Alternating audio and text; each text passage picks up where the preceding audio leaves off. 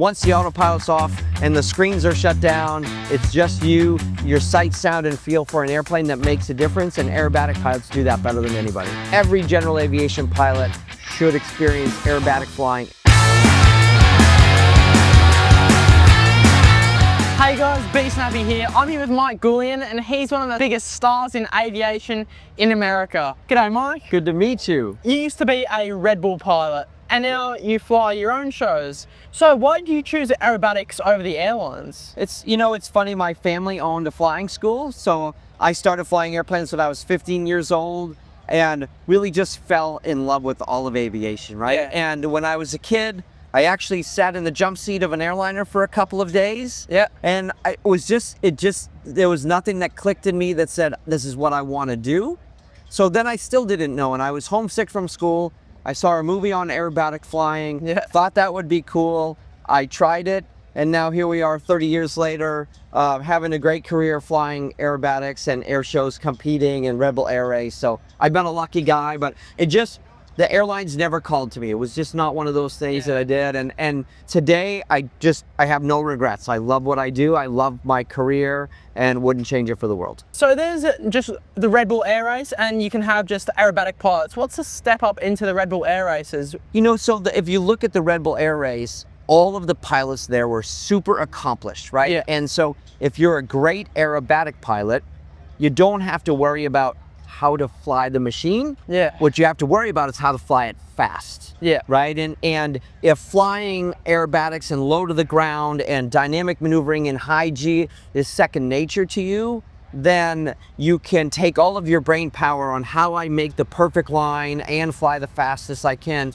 through the track. And so I think the basis is being a really good aerobatic pilot, or a military pilot. Martin Janko was a military guy. Christian Bolton was a military pilot. But then being able to take that and put it onto the racetrack. And that's where the magic was, right? The magic was taking your skill, but being able to fly your airplane right on the edge of adhesion of stalls and things like that to make it go as fast as you can.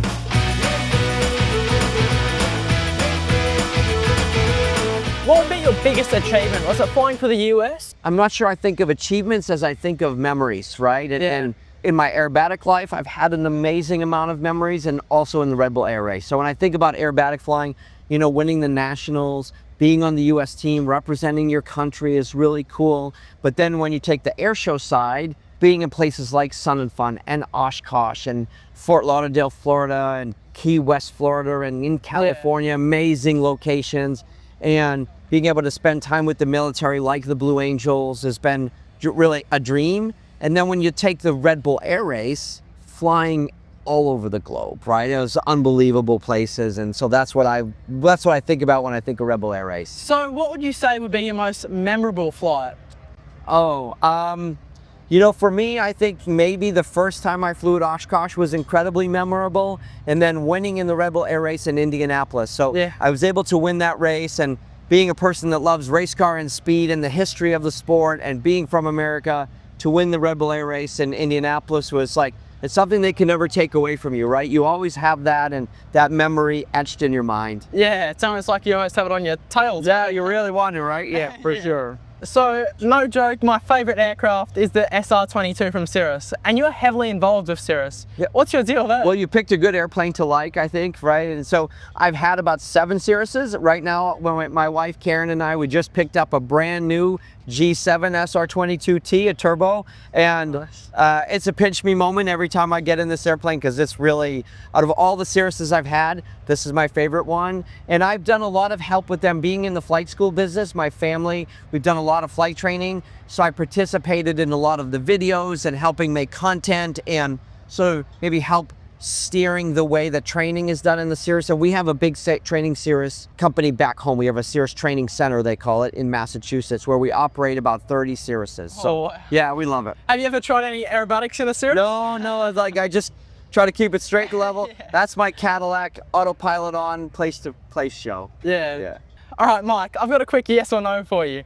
Have you ever been lost in an aircraft? Yes, but it's been a long time. It's been a long time. It's before Garmin, but yes. What would be your final word of advice to anyone who's looking to go from GA to aerobatics? I think, you know what, you have to love it, right? Yeah. It's a hard road to get to, like if you want to make a living at it, but it's a thing that makes everybody safer.